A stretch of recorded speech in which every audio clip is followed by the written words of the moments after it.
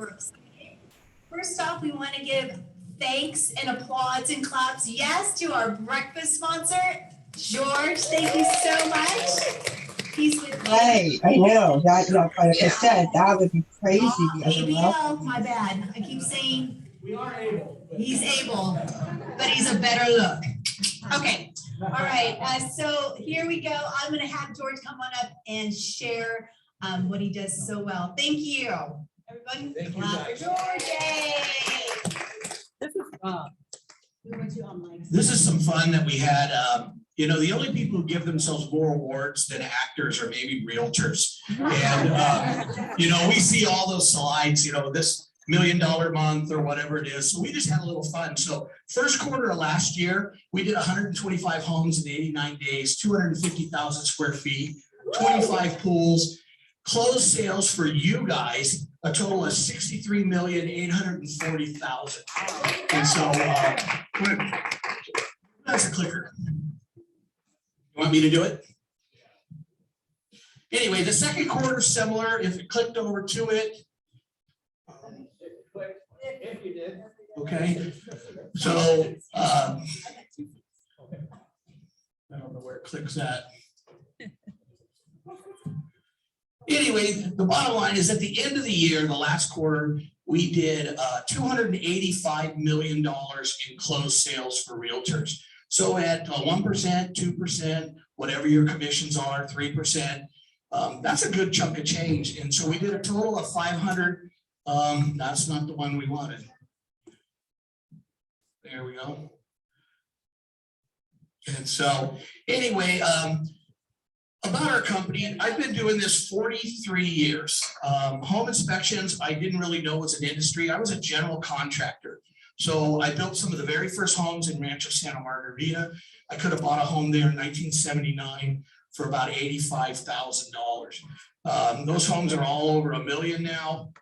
Bad choice on my part, but anyway, so I've been doing this a long time. I worked for some of the largest builders in Southern California, Fieldstone Homes, J.M. Peters, William Lyons, Standard Pacific. And so I got my own contractor's license, came to Murrieta, and started building custom homes. I built homes in La Cresta, Duluth, Glen Oaks. And so I got a little bored with that, so I started building swimming pools. So then I started building high-end custom swimming pools. So I'm a general contractor and a pool contractor who happens to do home inspections. And so we really like it. We're one of the few that I know that we're actually contractors. I didn't reinvent myself from another industry. This is all I've ever done my entire life. So we're very knowledgeable, been around a long time, have a good reputation in the Valley. We use all the top skills that we have and the tools. We have infrared cameras. We use drones. We're looking at crawl bots to go under houses because I'm 60 and I don't know how many more houses I want to climb under. And so we're looking at that, but right now we're sticking with just putting on a jumpsuit and getting under there. So let's see if I can. I have a few. That's not us. Yeah. Yeah.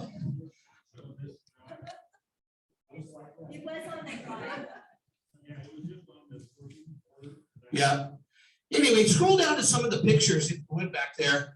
I was going to show you what infrared does. A lot of people think infrared is X-ray eyes. We can see into walls. We really can't see what's in there. This is golf course living at its finest. This is on a golf course down in Pkwy. So when your clients want to live in that area, keep in mind that not everybody who golfs is good. And, you know, so that's some of it.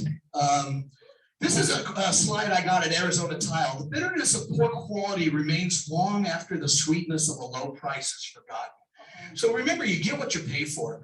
There's a lot of home inspectors out there that are new, and some of the best advice I ever got was from a man named Mike Zing, who many of you may know. Mike told me, he said, if you believe that you're giving a quality product at a quality price, don't compromise, stick to your price. And I've done that for the last 14 years. So I credit Mike for that. Next, if you got it. This is just a flyer we put out.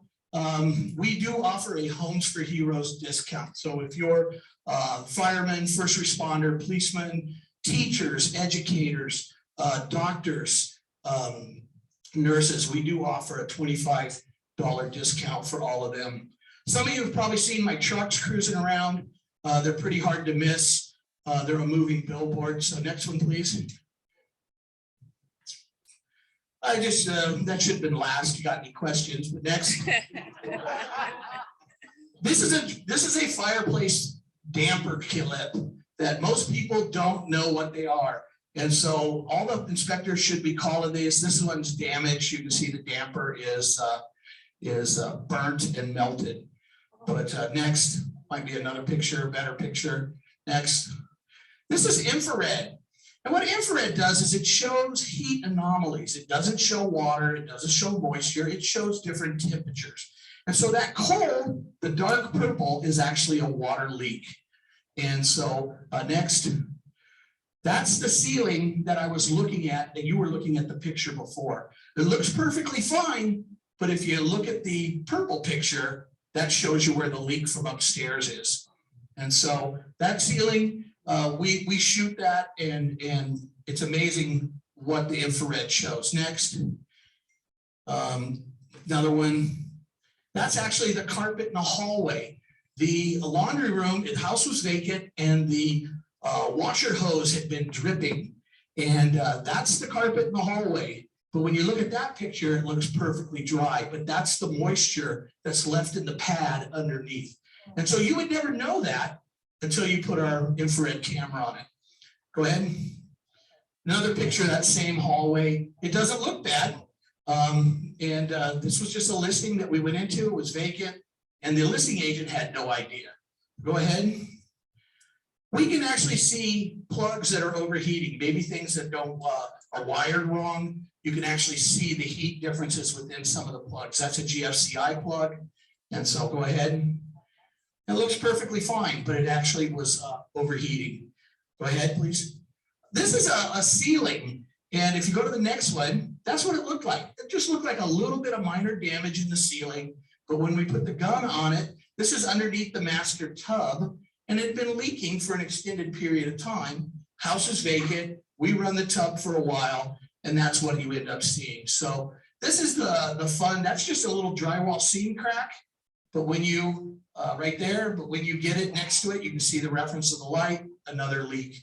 And so this is why it's important to have an inspector who has all the latest tools. And really, we're not there to kill your deal. I never want to kill a deal.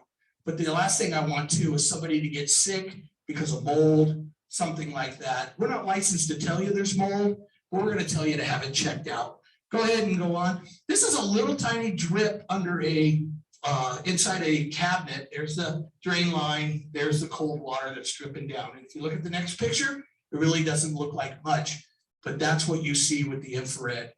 Go ahead. This is something you may see a lot of people starting to call now sediment traps. Most of our homes in this valley do not have sediment traps on their water heater, your gas furnaces, but they are required now. So that's one of the things that we're starting to see is sediment traps. And so I wanted you to see a picture of it. So when your inspector calls it out, you at least know what it looks like. Okay, there's that slide again. That's our total. So $284,275,478. So we did a substantial amount of business, 97 pools, almost 25% of the homes that we did. And so, you know, it's a family-owned business. My wife and I started this. I've become computer literate in the last 14 years. I used to call her and say, I touched the button and everything disappeared. And she will say, I'll be home in 6 hours, don't do anything. And so we've now changed things around. We have all the latest stuff. We have a bunch of bling on the back table. The little keychains do fit in a super lock. And so when I open the Supra and the key falls out in the bushes and we're all looking for it, slap one of those keychains on it. There's all kinds of stuff. If you're interested in the infrared camera, I have it in the back. I have a drone in the back if you want to see what they look like. But we'd love a chance to earn your business. There's a lot of good home inspectors out there. We're one of many. We personally believe we are the best in the valley. Obviously, just like you should believe you're the best realtor in the valley. So if we can help you some way, even if it's just to review another report, we do a lot of consulting. If you have a report that you got from another company and you have questions about it, call us, email it to us. We'll review it. We're not there to bust anybody's chops. A lot of these guys are my friends, and you know, so if we can help you some way, let us know. We'd love to earn your business. Thank you.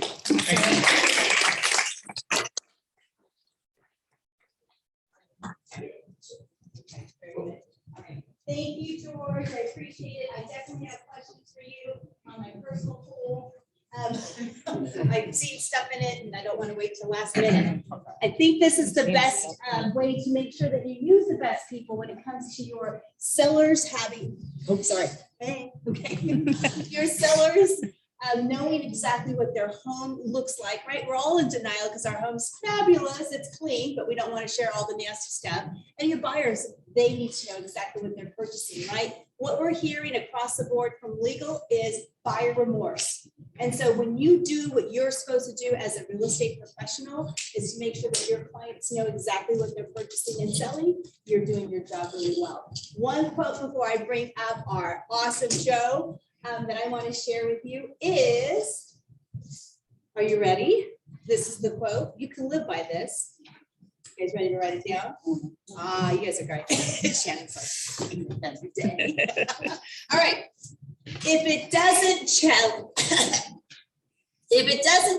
you, it doesn't change you. If it doesn't challenge you, it doesn't change you. Right? You can be lifting your 5-pound dumbbells for months and months and months, but if you don't increase that weight, you're not going to get that look you're looking for, right? Right? Yeah, I know. I just went up to 25 pounds and I was like, 25 pounds, still think, yes, one. So, but I felt the pain, but I'm looking forward to what I'm going to accomplish.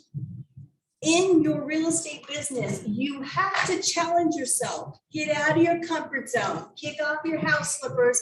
Get out there, put your tennis shoes on and start meeting some people. So if it's not challenging you, don't think it's going to change you. With that, I'm going to have Joe come up and do the intros of the person you've been waiting for.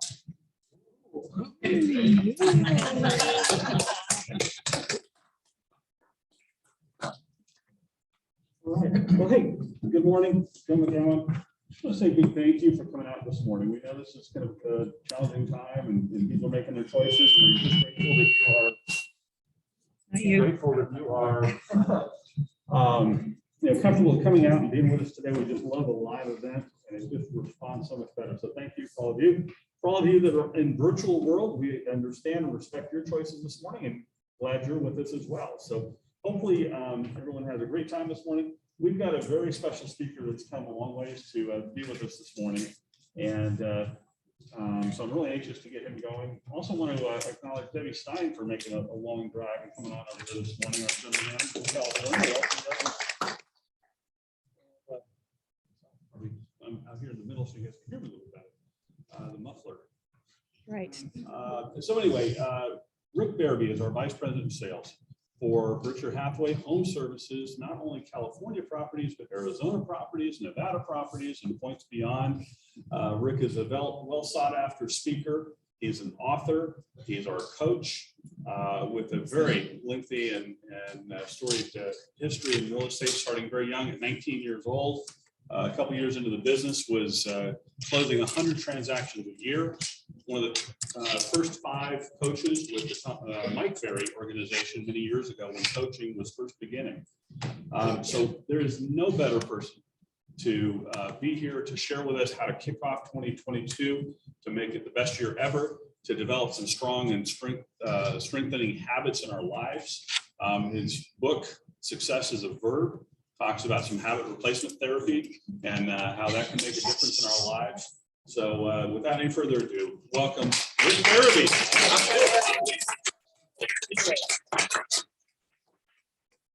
Turn this on, yeah, it's kind of loud. Turn it down a little bit.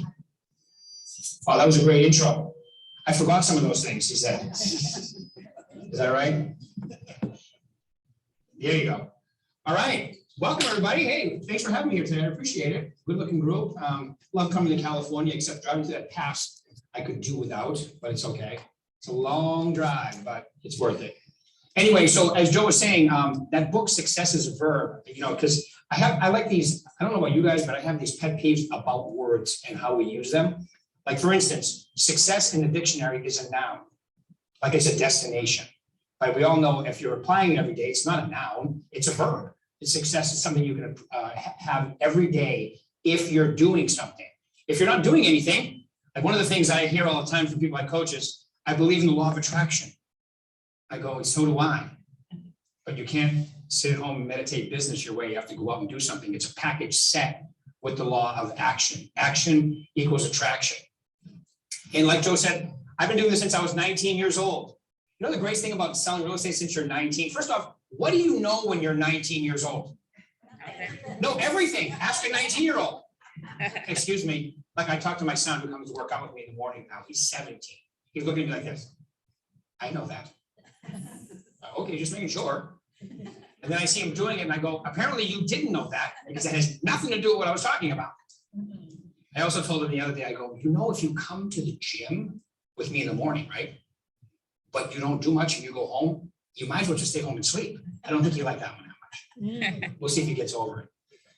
But you know, I went to high school, went to college for 2 years, and then I got into real estate. I actually sold real estate part-time for my first year while I was in college, and I made more than the average person coming out of college would have made their first year after 2 more years of school. Like almost twice as much. I made almost 30,000. You made 19.5. This is 1985 now. I'm still feeding back here, folks. No, that was her. Oh, that was her. It's Okay. an alarm. Oh, okay. So I made almost 30,000 my first year part-time, 1985, and the average person coming out of college made 19,500. Now, one of the things I learned right away in real estate was, first off, I didn't have a credit card. I couldn't buy, you know, all kinds of advertising. I couldn't do personal promotion. I couldn't do any of that, but I could, okay, talk to people. So that's what I learned right away is how to talk to people. I was like the first person in my board to call expired listings. Now everybody does it, right? Now when you do this and you're the first one, it's almost like you're Satan. That's how I would get treated. I got people who file complaints with the MLS board. Hey, he's taking my listings. And I go, they've expired. See, I love that attitude. You're taking my expired listing. What does that take into consideration? None whatsoever. If you think about that, you're taking my expired listing. It has nothing to do with your fiduciary responsibility to the seller, right? Wait a minute, you have an expired listing, which means what? You didn't do your job. And more than likely you hurt somebody because you changed their time, their everything. Look, when I first started the business, the one thing I did never want to have was an expired listing. Because that means I just told the seller I can do something and it didn't happen. I just wouldn't let that happen. I would have it withdraw. You know, sometimes you go to a listing presentation and the seller's better than you. Yeah, we'll reduce it. We're just going to start here. And you buy it too. And then guess what happens when you go for the price reduction? No. I didn't really mean that. I want to keep it at overpriced forever. Well, I don't specialize in homes that don't sell. I remember we talked. So I would rather withdraw it than have an expired listing. I just didn't want to have an expired listing, right? So to me, an expired listings, when I see an expired listing, I'm like, wow, there's somebody hopefully I can help. A lot of you are afraid of them. I don't know why, because they're absolutely the best. You're going to work a farm. You're going to call 1,000 homes or door knock them looking for 5% in California, right? The 5% of them are probably moving. So you're looking for 5% of the people in the 1,000 home farm going, yep, you found me. It's me. Here I am. Mm-hmm. Every expired you call is already doing that. Yep, trying to sell my home and they didn't do it. That to me is a dynamite call, if you think about that. Or a for sale by owner. By the way, this is what I'm starting with. Okay, so my little saying about 2022 is What happens to you? What happens when you follow through in 2022? What can happen for your business if you think about that? So right now I'm going through the areas you can get business. Okay. Always want to start with your sphere. Your sphere is the best place, right? Especially with the tools that we have here at Berkshire Hathaway, the VAC 2.0. Like when I started with the company 8 years ago, if you weren't using the VAC, I'd be like, yeah, okay. Now you're out of your mind if you don't use the VAC 2.0. It's incredible what it does. All right. You set them all up. So everybody you're talking to said, here's what I would do. I have my sphere and I call them at least once a quarter or go visit them or both.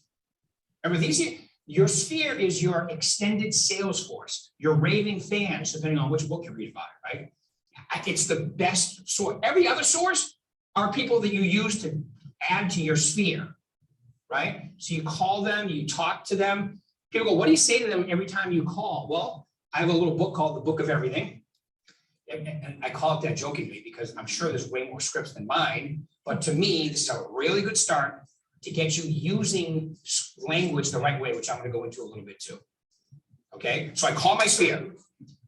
This time of year, here's what I would say. Hey, Shannon, Rick Berube, how's things? Like, if I know, like, how's it going? How's the office? But then I'll say, by the way, I just want you to know I have a really big goal this year. Help 50 people buy and sell real estate. Can I count you in? Yeah, they all go, yeah, what do you want me to do? Anybody you see at the grocery store, in your neighborhood, your family, okay, your friends, at work, okay? If you hear about real estate, then I write her a nice little note. Great talking to you, Shannon, about helping people move this year. Please keep me in mind. I put 3 or 4 business cards in there. Do you think that works? Yes. Let me help you out. It works incredibly well because I asked her for her help. I didn't say, Shannon, do you know who I am? I'm the most incredible realtor on the planet. Look at me. I sold 17 million, like you were saying up there, right? I hate those awards when they do by the millions. It just drives me crazy because people think that's what you made. It's not what you made. That's what you sold in gross volume. Right. So anyways, my pet peeve. So I'm going to call everybody. Hell, if you follow Brian Matheny at all, you can actually go visit them, which I think is a great idea. Knock on their door. If they're not home, leave them a little goodie bag or whatever you're bringing. Take a picture of it and text it to them. Now people go, well, this sounds really salesy. You're a salesperson. Did you guys get the email? You're a salesperson.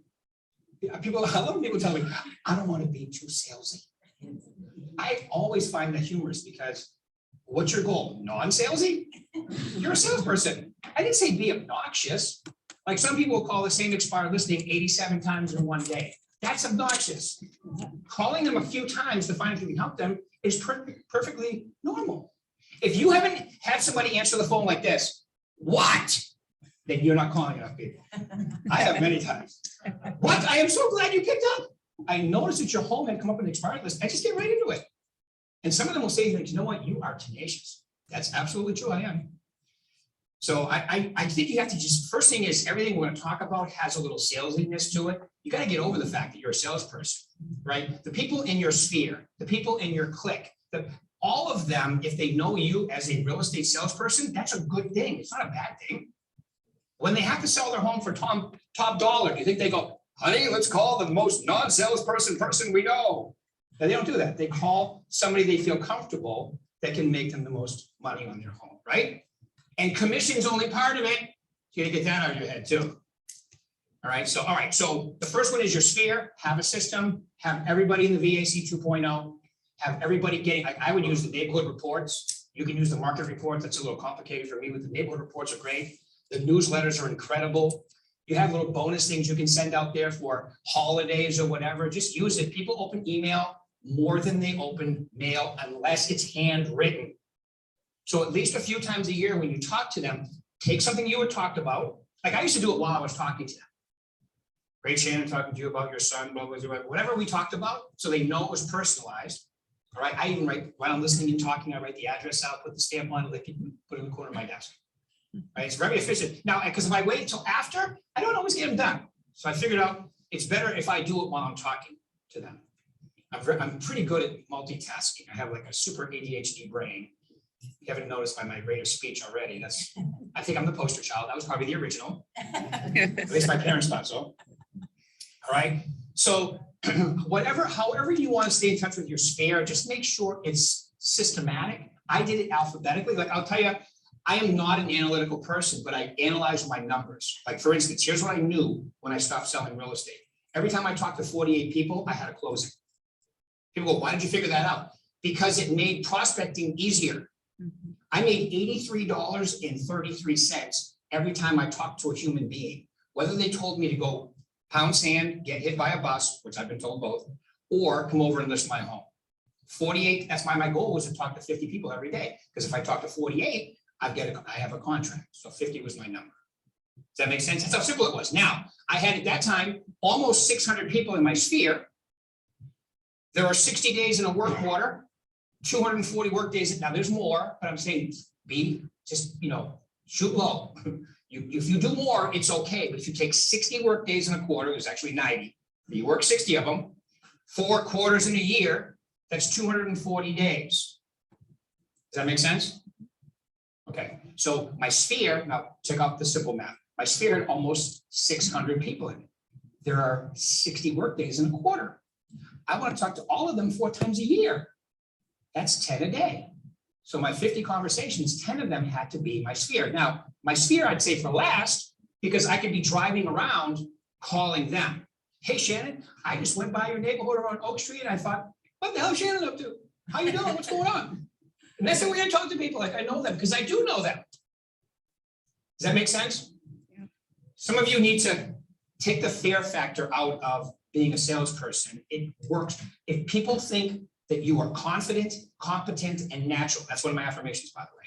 I'm confident, competent, and natural. They will work with you. If you act like you're doing something wrong all the time, they're going to treat you that way. People are very helpful with you. If they can sense that you feel like you're doing something wrong, they will tee off on you, especially if you're out door knocking or calling people on the phone.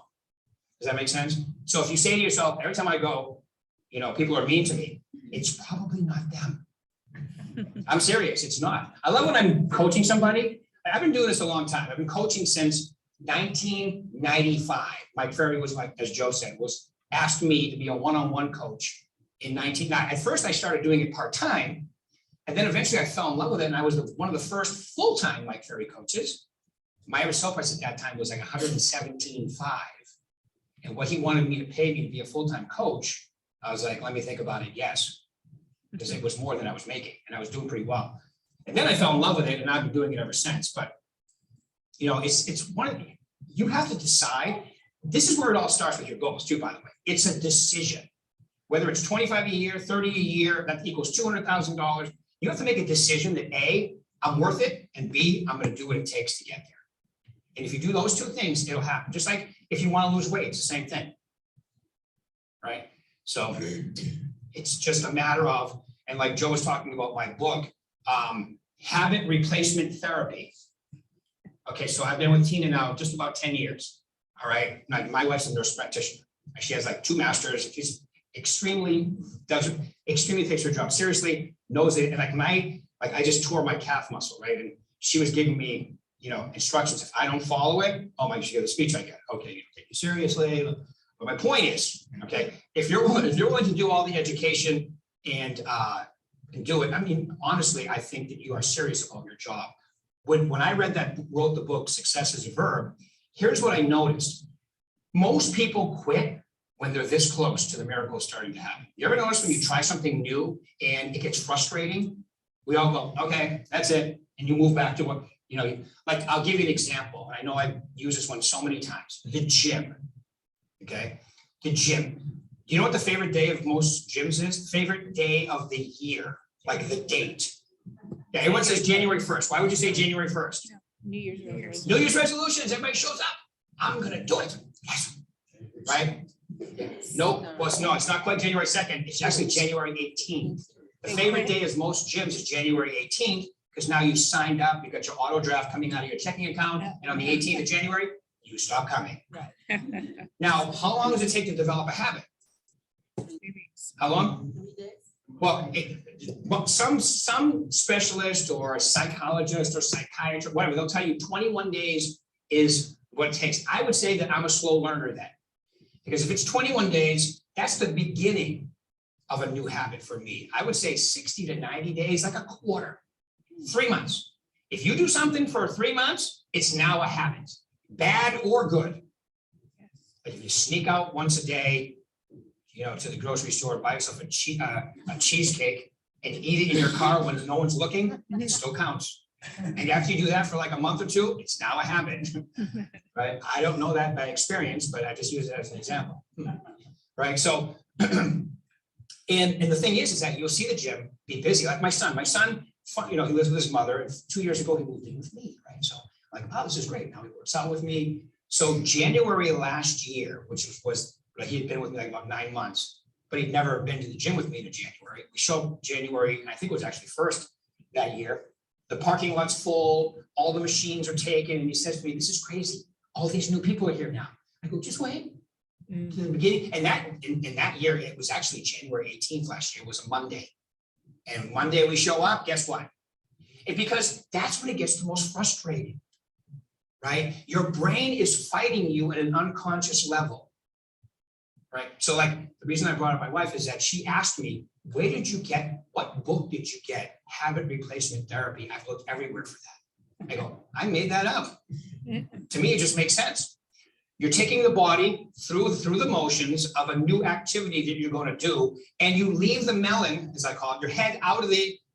You've already decided you're going to do this. Your mind's going to fight you the whole time because it's not a habit yet. You haven't, these neural pathways are connected, and the neurotransmitters. If you see my book, if you see my Success is a Verb Facebook page, people always ask me, what is that picture? It's a picture of neuroconductors making a connection, right? That's what happens. You create these new neural pathways in your brain after a certain amount of time. For some of you, it'll be 2 weeks. For some of you, it'll be 60 days.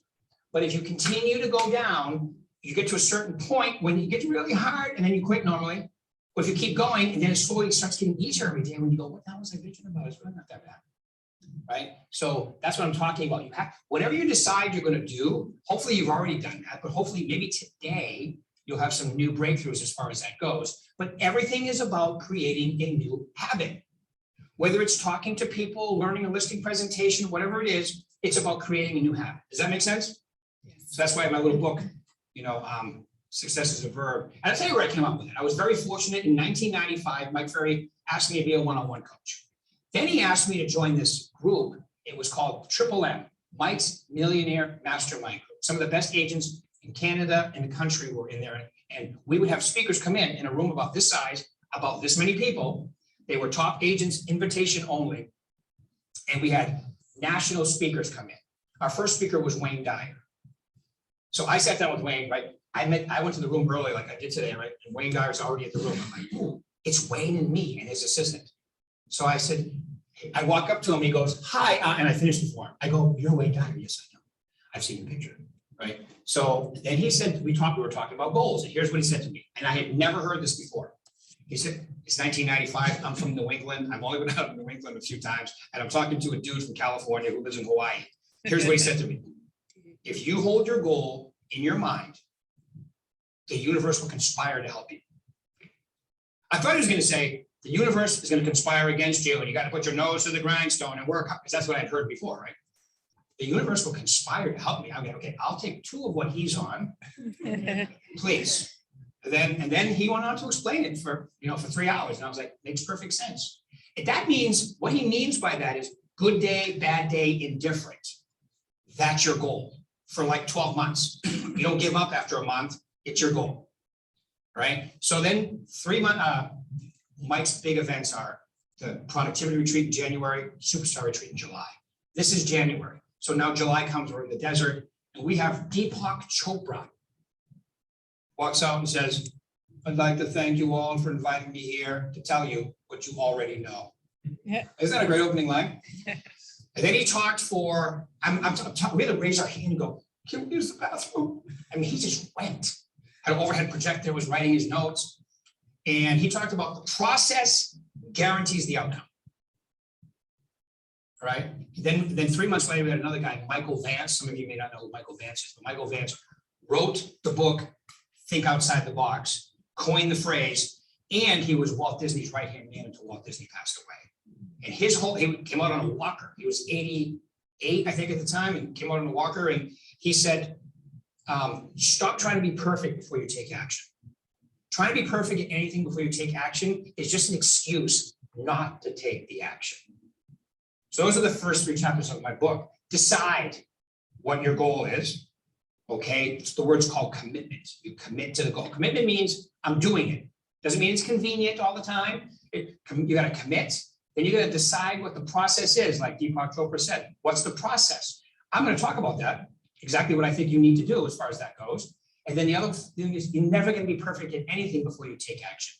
So don't even try. The best way to get better is perfecting on the way. So if you're a ready aim person, you got to go fire, ready, aim in real estate, I believe. Okay. So we talked about the sphere. We talked a little about expireds. For sale by owners, I know you think you have none, but you do have for sale by owners. If you call them, go visit them.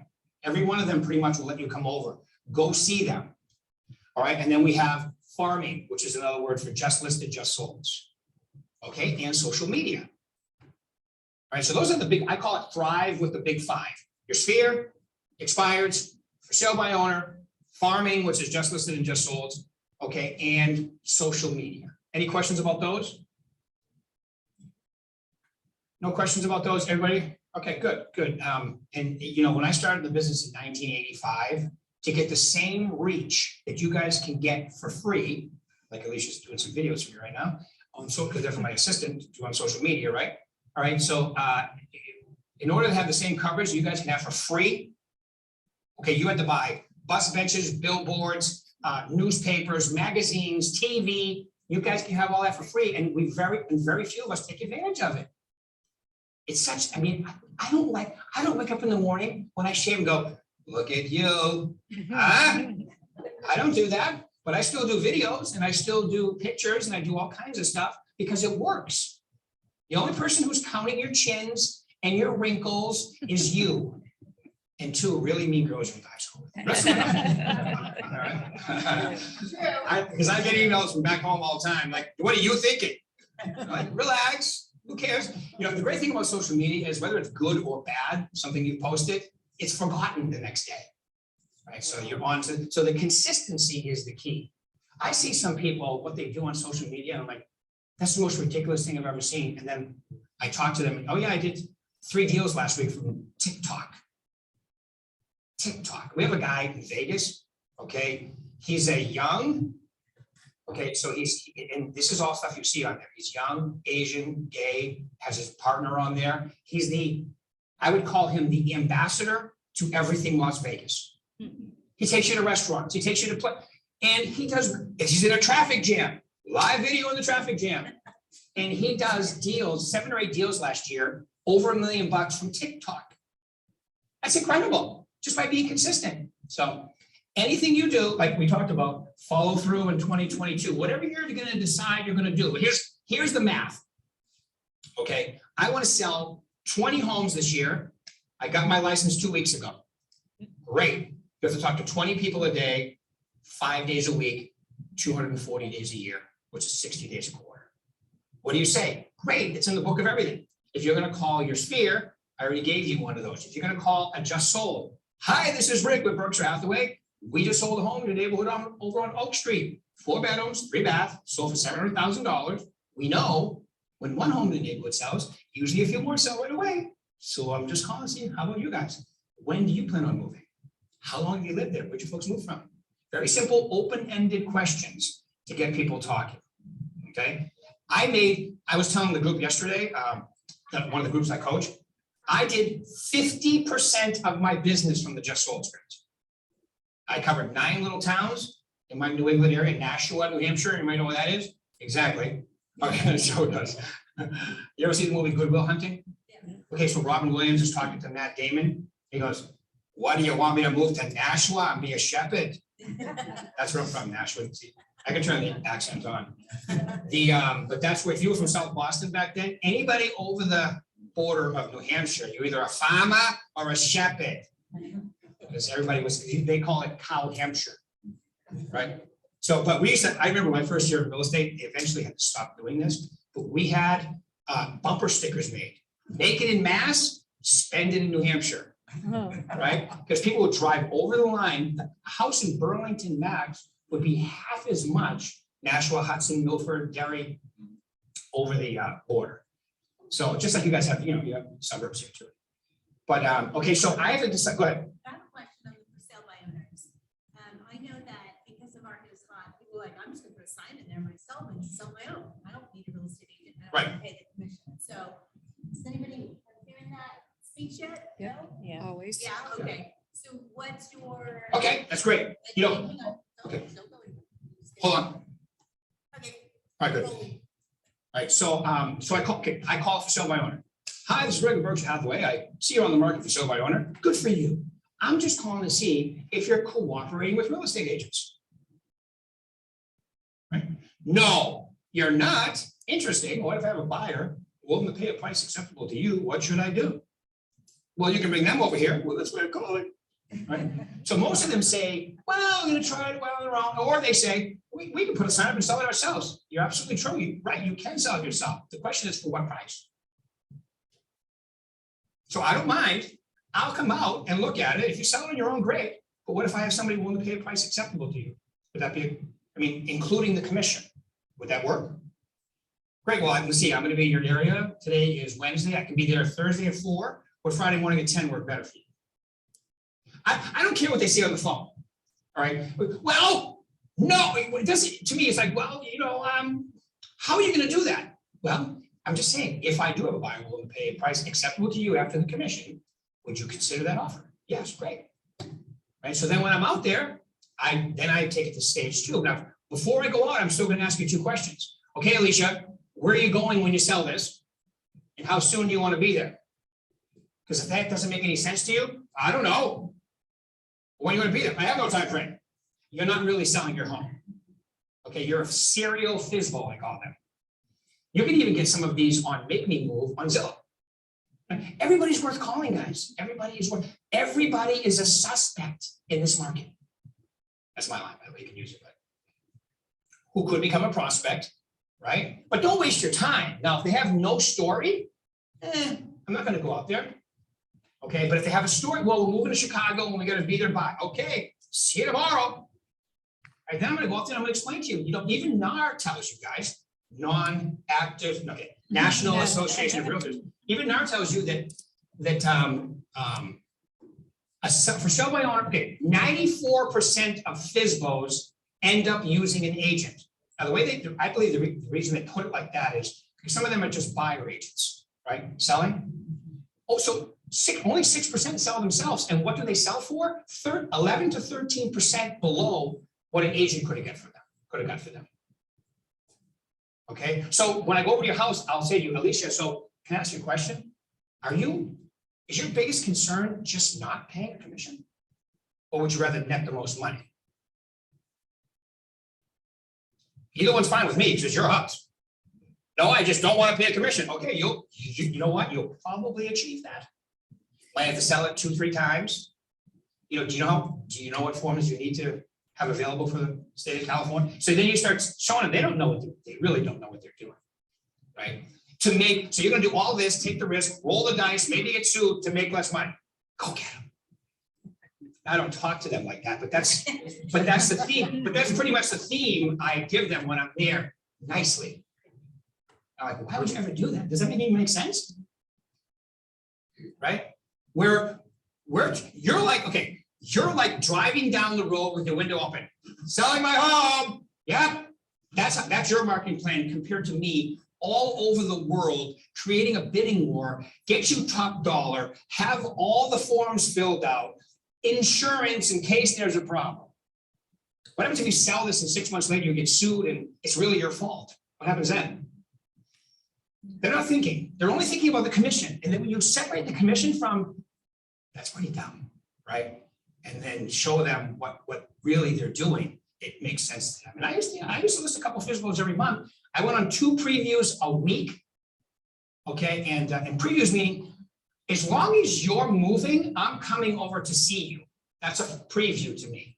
That could turn into an appointment that might take a week or 2 with follow up, and then eventually you list with me. And I didn't get them all, but I got a decent amount. right? So anybody in your farm that was a for sale by owner, that wasn't expired, every time you go knocking your farm, you should be taking them a buy-side report, which is a great marketing tool right out of the VAC. Okay, does that answer your question? Yeah, you gotta be, when you own it, you have to believe, first off, can you actually make them more money than they can make on their own? Yes. Yeah, otherwise, why would we be here? Doesn't even make sense. If they can do what we can do and they don't need us, trust me, they're gonna do that. Now, even commission cutters in California, you guys have the best way to do this. If I'm up against Alesia, I can actually run her numbers. You know, yeah, yours are great. See, I love the confidence. See the confidence? So, but let's say it wasn't Alesia, it was somebody else. Like when I was in San Diego, I would do this. Oh, you're talking to who? Oh, Gene, not this Gene. Right, and I would pull up, oh, look at Gene. He has, you know, he had 17 listings expire last year. Ooh. Also, he had, you know, his average list to sell price was 94%. And then I showed them mine. I had no expireds. My average list to sell price is 103. His is 94. What is that? That's a 9% difference. And I'm only charging you 1% more. I probably should charge you more, shouldn't I? If you're gonna use Gene, right? So that's, if you show them the facts, and usually they look at you like this, like, I've never thought of that. You can actually, like, they think all realtors are exact. If I get Shannon for 4 and you for 3 and you want what? 6? What are you smoking? Right, so, but if you show them the numbers, and then it makes sense, right? Especially if you have a notorious commission cutter in your area, right? You can say, oh, look at this. You know, they had 35% of their properties expire last year. Ouch. Right, so anyway, you'll never hear me badmouth anybody, but showing actual numbers is not badmouthing somebody. Let them make the call. Right, so commission cutters are easy. You know, for sale by owners, you're going to make them more money. Okay, you just got to get in front of more people. That's the whole idea. You guys are in one of the most incredible places on the planet as far as the real estate market goes right now. It's appreciating, it's off the hook. But the one problem you have is an inventory issue. So some of us should spend, I didn't say no time, a little less time with buyers and a little more time trying to secure inventory. It will make your real estate existence way more fun. Right? Yes. You know, like people go, well, how would you work with buyers today? First off, okay, I know what you're all going to think as soon as I say this. Well, he was good right until 10-18. Then he lost his mind. I wouldn't work with anybody without a buyer broker agreement. That's right, I would not. And people go, well, how did you get those signs? I go, well, you just need to hire me. It's very simple. But didn't you say you worked with 3 or 4 other people and you're frustrated, you didn't buy a house? Right, well, do you see I'm doing this differently? Like I'm saying to you, hire me, be my client. Up until now, you've been nothing but a customer. Do you see the difference?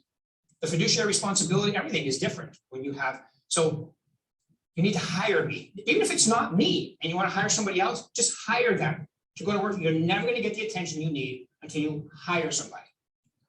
So if they didn't have a buyer broker agreement, so now people go, well, they don't hold anything in court. If you're getting a buyer broker agreement signed to get paid no matter what they do, that's the wrong attitude. I'm getting it signed because what happens when a person decides to use me? I love the word decide, by the way. You know, it rhymes with homicide, genocide for a reason, right? Decide means to kill off all other options. They've decided to use me. They've signed a contract. Their attitude is totally different than if they haven't. Trust me on that. Does that make sense? Yes.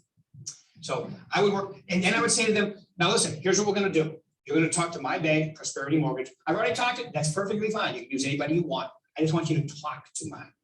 I don't know Sally Smith at Taillight Mortgage. Or even worse, Wells Fargo or Chase. You're just a number there, right? I like somebody, a broker who knows what they're doing, who has every program known to man. That's why I use Prosperity. Like I use John in our office over at St. Rose.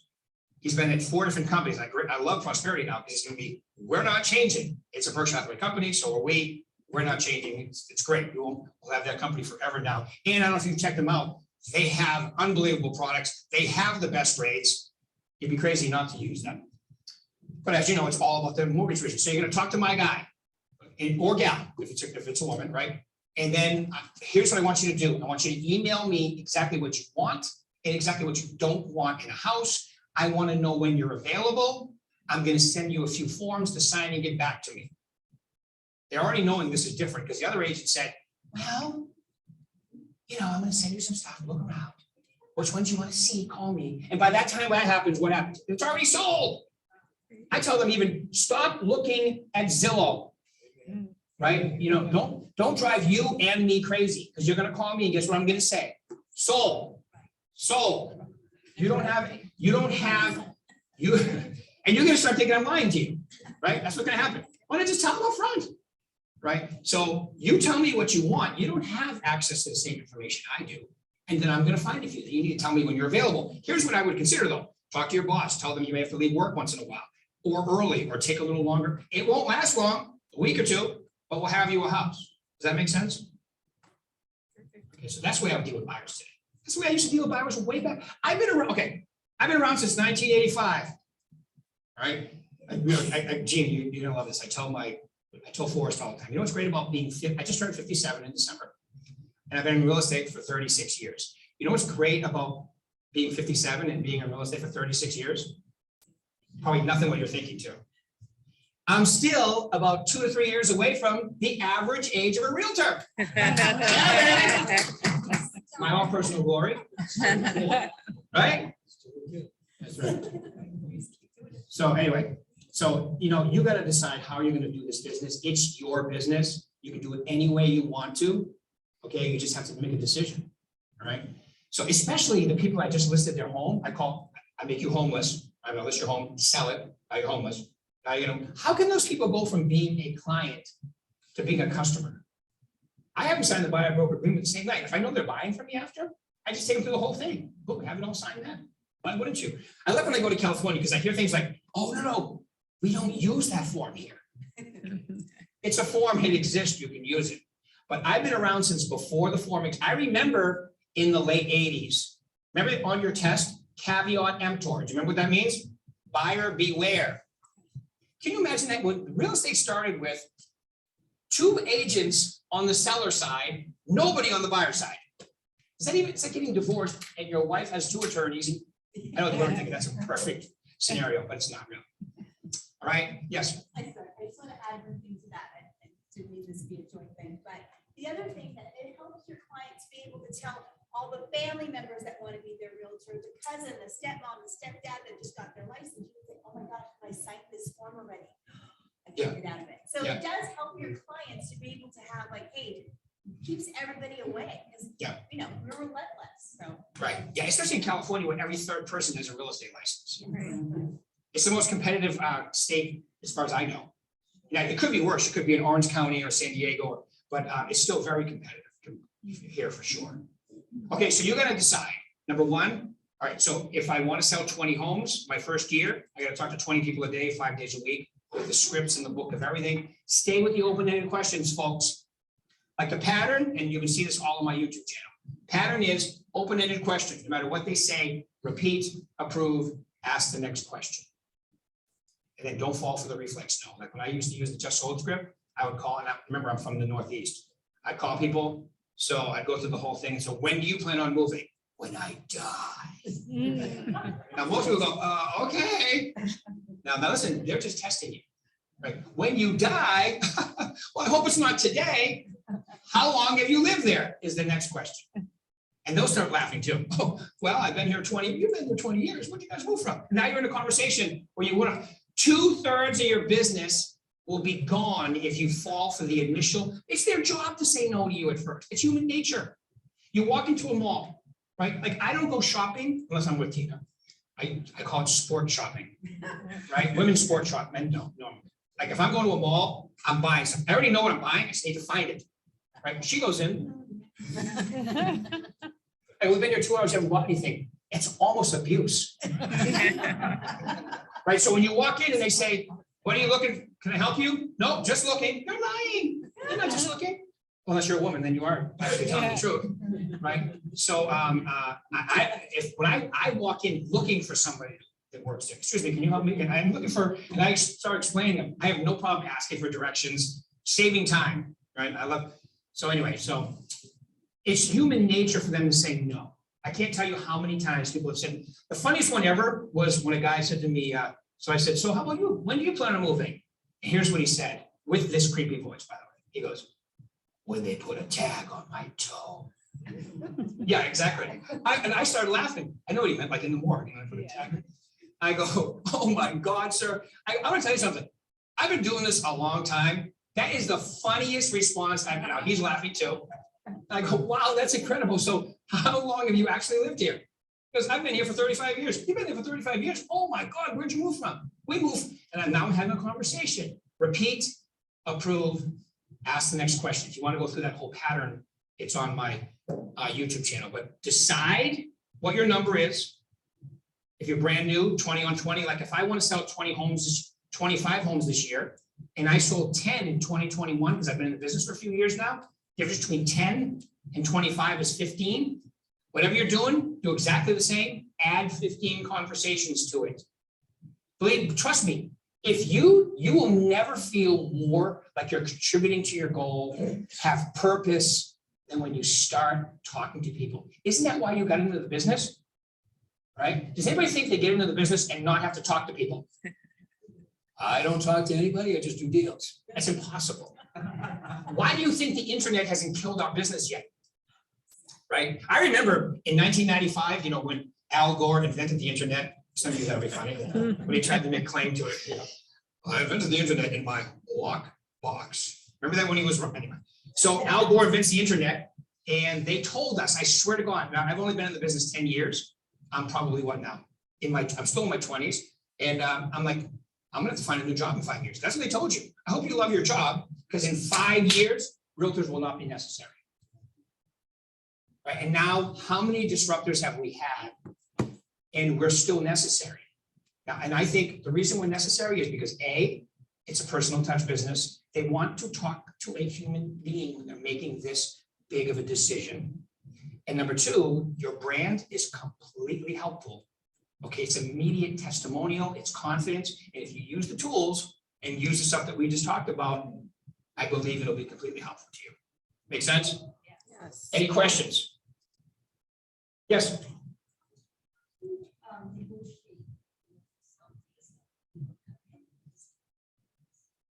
Okay, first off, I never say that. Okay, so look, here's my way to deal with that. That's a great question. That's a great question. When I started in the business, I was, okay, has anybody here ever been carded at a listing presentation? I have. When I went to my second listing presentation, a woman said to me, can I see your license? Now in my state, New Hampshire, you have to have a small version of your real estate license in your wallet. That's what I thought she meant. I'm like, oh my God, I got a tester on my second listing. So I handed it to her. She goes, no, I want to see your driver's license. I curly hair, yeah, I had hair one time, right? So anyway, here's my theory with that. If you walk in like you're large, in charge, confident, competent, and natural, no one asks you that question. That's my first way of handling it. Second way is if they bring it up, I use company stats. Right? Oh, how many homes did you sell last month? Well, everybody thinks the seller's going to ask you that. I've never been asked that question. I'm the one that used to bring it up. And then I stopped bringing it up because I realized they don't care. They have one house. They want to sell their house.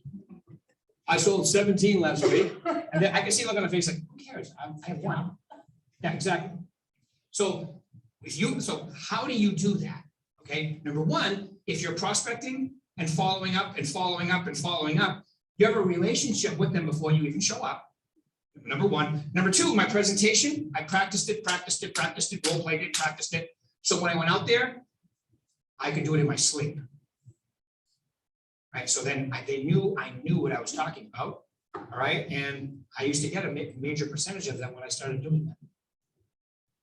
That makes sense? Because everybody's concerned about the presentation, but if you follow the process, the presentation is actually the easiest part. But without the process, like if I'm sitting on an up desk and then someone calls and I'm going out for a listing presentation that afternoon, whole different relationship than I talked to you 6 months ago. You were thinking about moving because you might be retiring or you're whatever. I followed up, wrote you a handwritten note, followed up. And now it's time to go over. I'm in first place. Unless I do something stupid or say something stupid, which is not part of my program. Great question, though. It's a great question. Yes. I have a question regarding expires. I recently transferred over from Berkshire Hathaway in Orange County, and they were telling us there that we can no longer call expired because there's legalities to it. People are being sued by it, it's targeting, whatever. Is that true or is not true? Or I would say talk to your manager. okay. Talk to your manager, but most of the business that I did from expireds was old expireds, 2 years old, 3 years old. Yeah, I know there's people out there that, to me, okay, I don't know if you can, I don't know if they can, I know there are people, I've heard people talking about it, but I don't know anybody that's been sued myself. I don't know if you have to. No. Yeah. The reality is they don't want 27 realtors showing up the next morning. Right. So they're going to stop.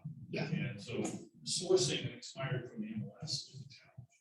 But if you get it through RedX or a different service, you're not sourcing to the MLS. Right. Yeah, and you know what works best for expires, really? Pick one that were, if you get RedX, the RedX it's called, right? THE. Okay, so they have something on there called a customized search. So if you pick an area and you do a customized search and you go back in time, like I want to do expires from January 1, only do like 4 months at a time because it'll overrun their system. You go like January 1 to March 31st, 2021, right? And I want, above 500,000, whatever you want to do for your particulars, boom, it prints them, call those people because they haven't been called in. And the reason that I would use that is they're scrubbed, meaning they are still expired. Okay, they haven't talked to anybody in a long time. And that was one of my favorite groups. Remember, most of my business came from just sold. Remember, think about this. If this geographical area on a map represents 1,000 homes and there's a 5% turnover rate, right? So what does that mean? You have 50 homes moving in here, which is really 100 transactions because there's a listing sold and a buyer sale on each side of that, right? So you call all of them and you do it systematically. In no time, if you're doing 20, 30% from your farm, that's a decent amount of business. But I love old expireds too. It's a very efficient way. And even if they're not moving now, like the last time I did this, I was in Fairfield, California. I was licensed in California for a number of years. And I can't tell you how many people we talked to that I rented it out for 2 years. Great. Well, in 2 years, are you thinking about, yes, stay in touch. And it's a great way to fill your database, your sphere with legit people too, even if they're not moving today. This is a numbers game, folks. It's like we used to jokingly say, right? If you go to a dance with 50 women or a dance with 500 women, where are your chances better to find the person you want to, marry, right? And so big numbers, better results. Probably not the best example, but I think you get the point. Oh, really? Oh, there you go. Yeah, they met at a party. Let me ask you a question. Was it a big party or a little party? I don't want to. All right, any other questions? Yes. You have a script recommendation for like when you have your phone friends and I guess your sphere essentially that we haven't talked in several years now, whatever, that they're on your phone that people from previous work, Yeah, okay, so if it were me, first thing I would do is if you're going to consider them part of your sphere, don't let that happen again. Okay, don't let a couple of years go by, number one. Number two, now, don't apologize. I know I have a script in my book of everything it apologizes. Hi, John, Rick here. I'm so sorry, I don't like that one. But I only put it in there because some people won't call them unless they apologize. I think they're all Catholics. Because I grew up Catholic, so I can make fun of Catholics, right? So because of guilt. Oh, I know I'm supposed to talk to you, but I haven't. So I'm going to apologize. They don't know that. They don't have a calendar. Look at this, honey. Look at this. 743 days and 20 hours since Rick Berube has called us. They don't do that. So my first thought is don't worry about it. So you're in my phone and I know you from a past job. Hey, John, Rick here. Dude, I haven't talked to you in like 3 years. How's it going? And guess what happens? And how's Johnny and if you know their kid? So you can just call and see how they're doing. And guess what happens halfway through the conversation? Hey, aren't you in real estate? As a matter of fact, how's the market? It's incredible. Why? You guys think it'll do it? It goes right into real estate. And if it doesn't, who cares? They're gonna look you up and on Facebook, they're gonna, how do I know him? What's he doing now? People are cyber stalking. So I personally always finish the conversation about real estate because I am a salesperson. I'm not afraid to be one. Some people are, but if you're, you know, so you can just call and find out like that. If somebody goes, what if I don't know them? Hey, Joe, Rick Berube here. I have you in my phone. I don't know why. Did you stop by an open house or just it's not illegal to call people that you have their phone. They gave it to you for a reason. If you don't remember, just call them. You know, I don't remember why you're in my phone. Did you stop by an open house or like I used to get crazy questions. I used to run the Mike Ferry prospecting school, right? So I had on my desk a line just for prospect, right? And at one point, 2 of them, right? So sometimes I call expireds first, the new ones, and then I call the old ones, then I call my sphere, then I call just listed, just sold. So when people would call me back, hey, I got a call from this number today.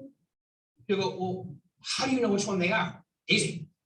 Yep, yes, you did get a call from this number today. Have you got a home on the market recently? No. Are you trying to sell your home on your own? No. Do you live over in Oak Street? Yes. Well, the reason I was calling is we just sold a home in your neighborhood over in Oak Street. That's 4 bedrooms. I just get into the script with them. Friday afternoons when I was sick of calling, I answer that line like this. IRS collections. No kidding. Don't do that. That's a joke. Don't ever do that. It's not even funny, especially if you've ever been audited.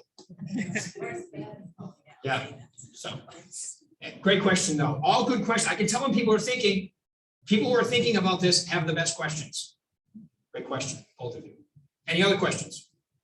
Don't be shy, don't bite. That's it. So everybody's going to take the math, pick, my recommendation is 3 of the 5.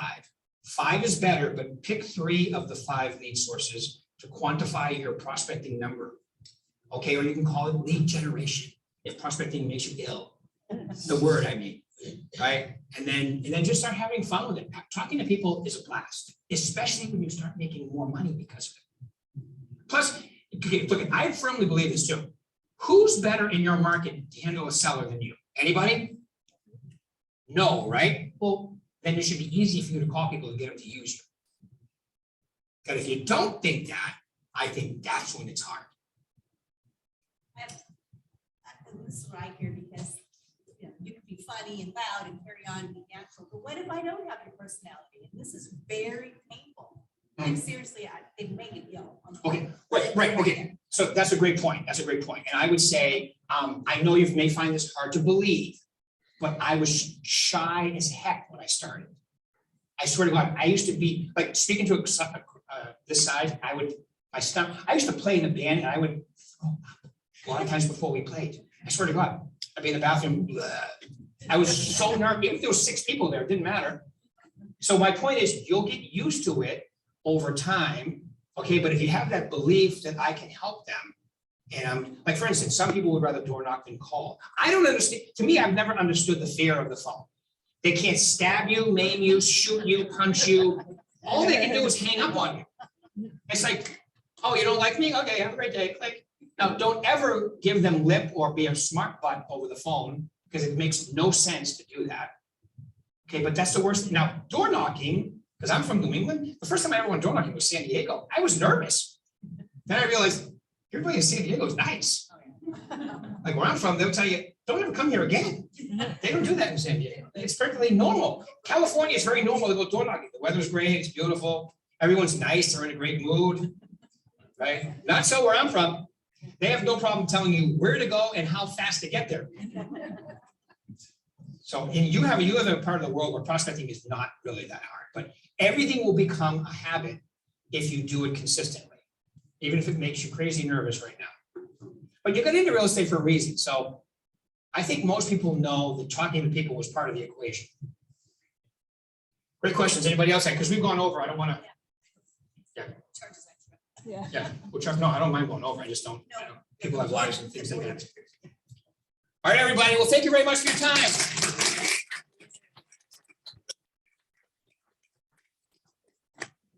do it. Okay, very good. Anyone do the karaoke? No, I don't want to do the karaoke. George, thank you. Where are you? There he is, he's right there. Hey, I'm gonna pass this real quick. If you want to throw your card in, we have a raffle prize as well. Perfect. Thank you for hanging out. Please, if you have questions to ask George on his home inspection, Rick is still here.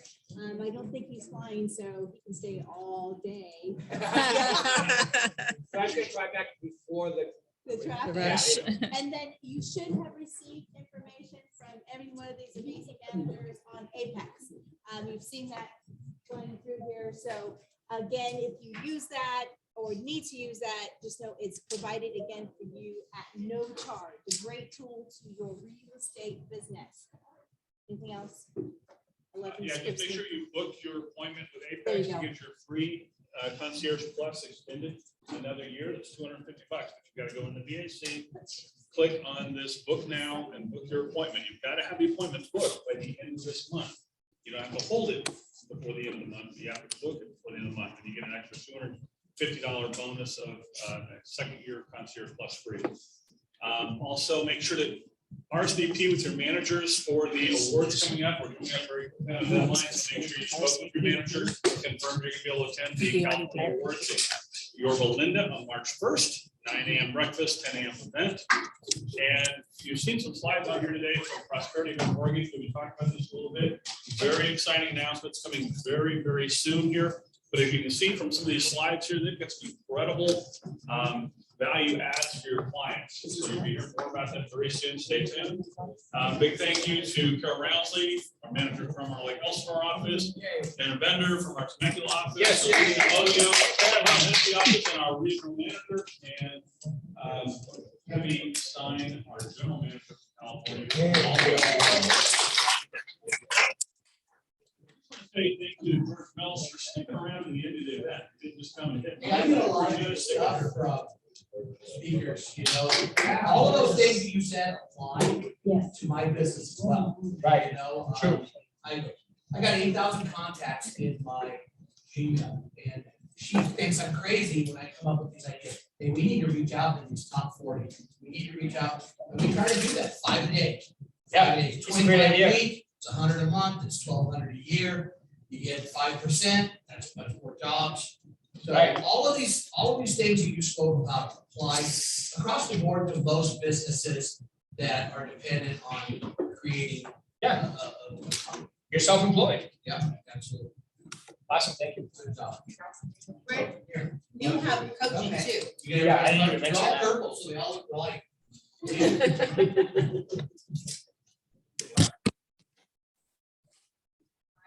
You should have said that. About Sean and Yolanda.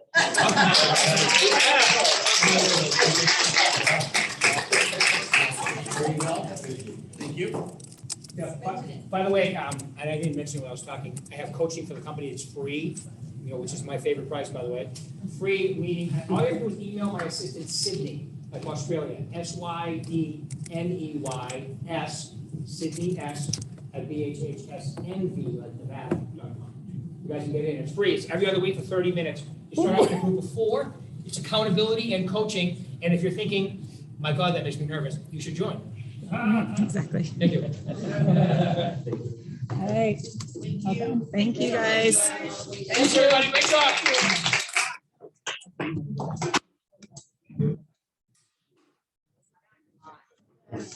Yeah, it's hot in here now.